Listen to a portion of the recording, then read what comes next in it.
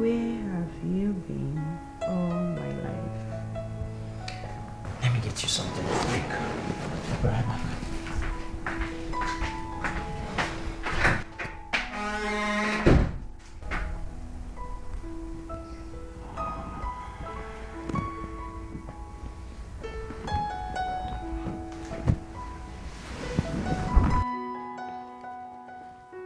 Babe, I'm home. Babe. Yes, love. Kí lẹ wá ń ṣe tí gbogbo inú ilé ń ta sánsán báyìí? Òun rẹ̀ yìí máa nice kẹ̀. Ó tiẹ̀ lè dúró kí n wá assist ẹ̀. It's a pleasure now. You can join me in the kitchen.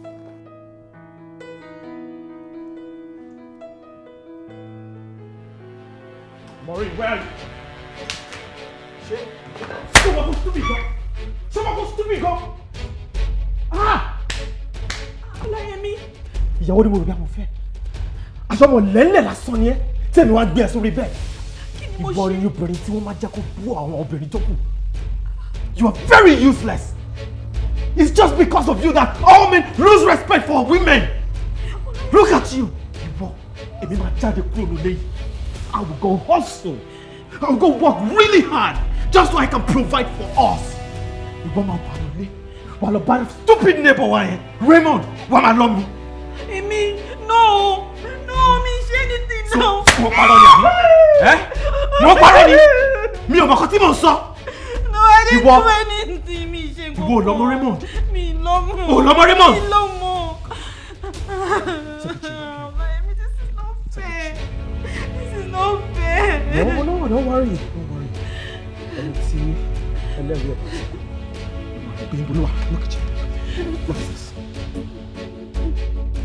Who is this?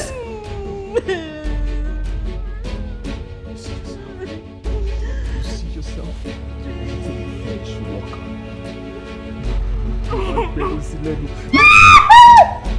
Who is this?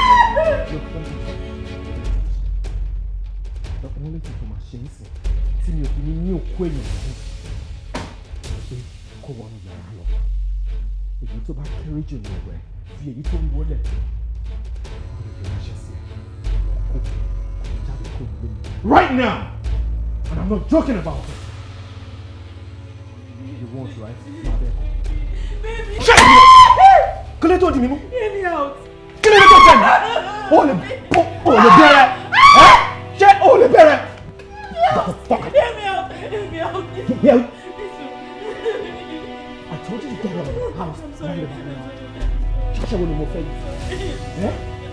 Am I married to Am I married to a prostitute? Am I? Get out of my house. Get out of my house. Yeah, Did they? Oh yeah, out of my house before I kill you. Oh yeah, out of my house. Get out of my house. Get out of my house. Yeah. Ah!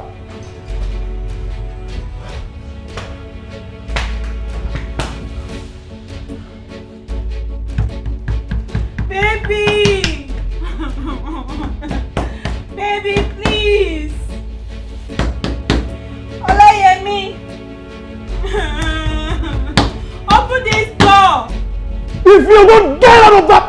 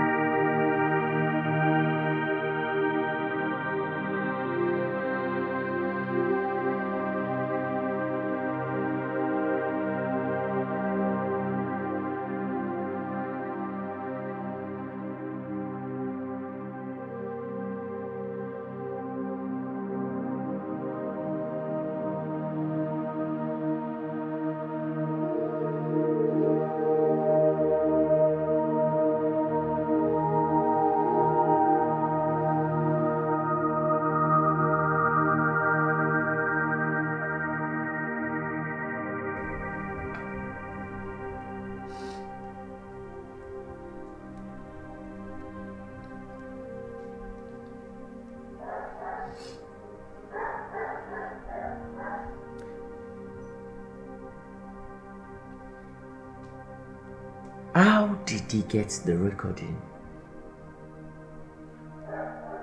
Ta ló record ẹ̀?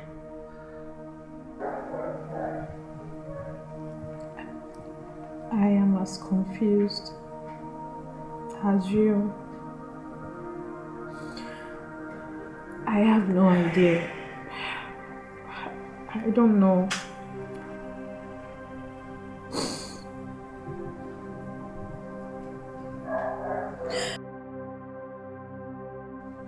But wait. Kó tó ṣẹlẹ̀ lénìí. Ṣé ẹ lálejò ni? Àbẹ́yìn nìkan lẹ wà nílé látàárọ̀. Just Èmi nìkan ni mo wà nílé. Àfi Tọ́pẹ́ tó padà wá shortly after you left. Kò dẹ̀ pẹ́ tó fi Tọ́pẹ́ ló máa ṣiṣẹ́ yẹn.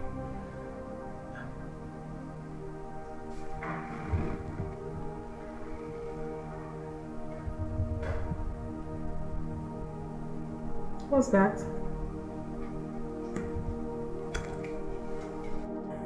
Tọ́pẹ́ ló ṣiṣẹ́ yẹn because she just broke up with me via text message.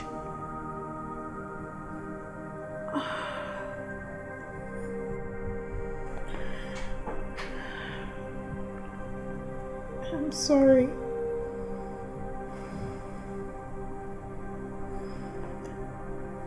I'm so sorry.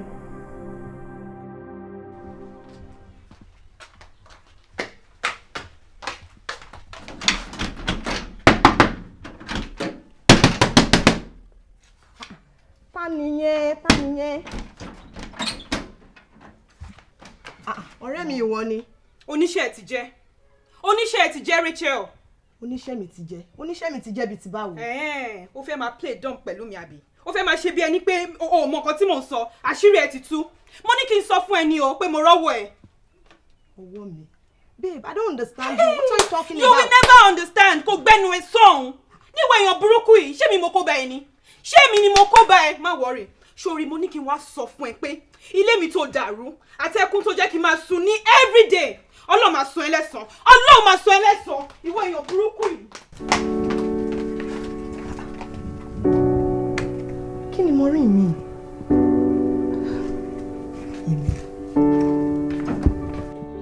Tèmítọ́pẹ́, ó dẹ̀ farabalẹ̀ kó gbọ́ tèmi náà. Jọ̀ọ́ má bínú.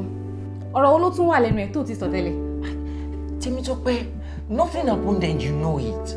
Why are you doing this? Really? O gbéyàwó níyàwó. O gbé sọ́dọ̀. Ẹ wá jọ ń ṣòṣì kiri gbogbo ilé. And you are telling me nothing happened. Oh, ọ̀dẹ̀ ló pè mí àbí? Okay, you know what? Could you please sit and let's talk about what really happened? There is nothing to talk about. It is over between us. I can't do this anymore. Tèmítọ́pẹ́. Take! Tèmítọ́pẹ́, why are you doing this? Tèmítọ́pẹ́.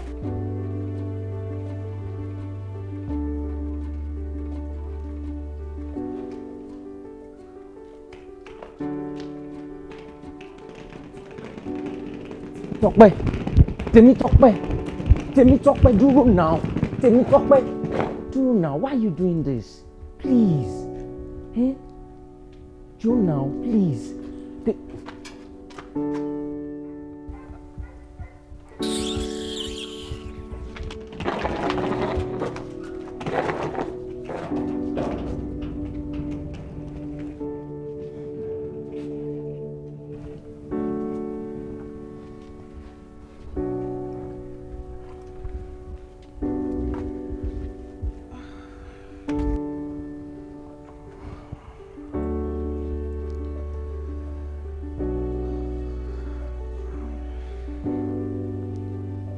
So sorry. No problem. Èmi ni mo fi tèmi kó bá yín. No, rárá. Bọ́lá ń ṣe kọ́ ni. I'm sorry. No, I'll be fine. No problem. Tèmi Tọ́pẹ́.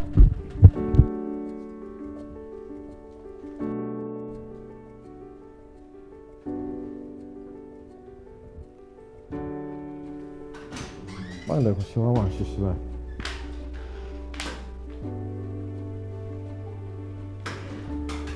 Ìwọ obìnrin. A jẹ́ wípé o lọ́rọ̀ gbọ́ nìyẹn o. Ìdá tí Ọlọ́run dẹ̀ dá ẹ, ẹlẹ́ran ìyà ni ẹ. Yes. Wá kí ni problem ẹ̀ náà? Kí ló yín ṣẹ́nu lé mi? Haven't I told you to leave my house? Baby, please. Hear me out, Joe. Má jẹ́ ká gbéṣù láyé nínú ilé wa, Joe. Kí ló sọ nísinsìnyí? Ká má gbéṣù láyé. Èṣù yẹn ti bá a gbé already. Èṣù yẹn dẹ̀ ti whisper sí mi létí. Ó ti sọ fún mi pé òun fẹ́ gba ẹnìkan náà wá méjèèjì. Ṣé ìwọ ló fẹ́ kó gbà? No, ṣé ìwọ ló fẹ́ gbà? Ìwọ ló fẹ́ kó gbà? Tí o bá ti fẹ́ kó gbà ẹ̀, fúnra rẹ̀ kó yára ẹ ní brain. Kí o bọ́nu lẹ́sìn kó kó ẹrù ẹ kó dẹ̀ kúrò nù lé mi. Because bó ṣe ń ṣe mí sìn, ó ṣe mi bí ẹ̀jẹ̀ ni. Tí o bá dẹ̀ ti fẹ́ kí n pa ẹ́, àbí kí n para mi ìkànnú méjèèjì, wàá jáde kúrò nù lé mi. Ọkọ mi jọ. Ta ló kọ́ ẹ? Look, I have warned you. Anyways, for your information, mo ti file for divorce. Lọ́dọ̀ lawyer, and he will serve you the letter in due time. But until then, please, mo bẹ̀ ẹ́ lórúkọ gbogbo nǹkan tí o bá value. I beg of you, leave my house. Kí má lọ ṣe nǹkan tí ò yẹ kí n ṣe. I can't leave, baby. What's it? I'm sorry. O fẹ́ kúrò lólé mi àbí? No, o fẹ́ kúrò lólé mi. Ó ti yé mi. Nítorí pé èmi ò ready láti lọ sẹ́wọ̀n. Èmi máa kúrò lólé fún ẹ. Baby, please. Bí mi lẹ́jọ́. Baby. Ọláyẹmí. Ìfẹ́ máa ṣe ohun tí ó dáa. Amúnilótùtù láìsọyẹ́. Amúnilóoru láìsòrò. Amúnisọ̀kò sọ́jà àbárálé. Oyin ló fi sẹ́nu bá mi sọ̀rọ̀ lálẹ́ àná. Ọ̀rọ̀ àná tí yàtọ̀ kí ló dé? Ọ̀rọ̀ àná. Maureen. Ṣé tún bá bòmíràn lọ? Ọ̀rọ̀ àná. Maureen. Ṣé tún bá bòmíràn lọ? Ọ̀rọ̀ àná. Ṣé bá bòmíràn lọ? You promise to stay with me. Ó wí pé ó máa dúró.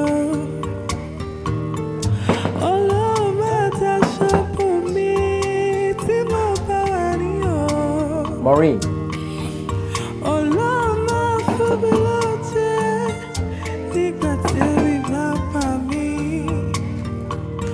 Onífẹ̀ẹ́ Maureen. òtítọ́ ló ní ìfẹ́ tí kì í ṣètò ìfẹ́ tí dúró tì mí.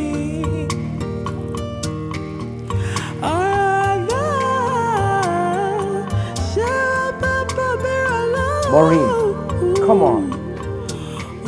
Washilekun. Okay, please. Could you please open this door?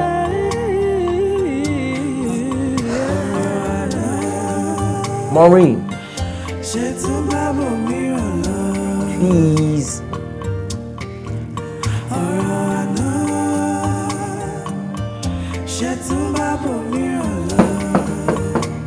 Maureen.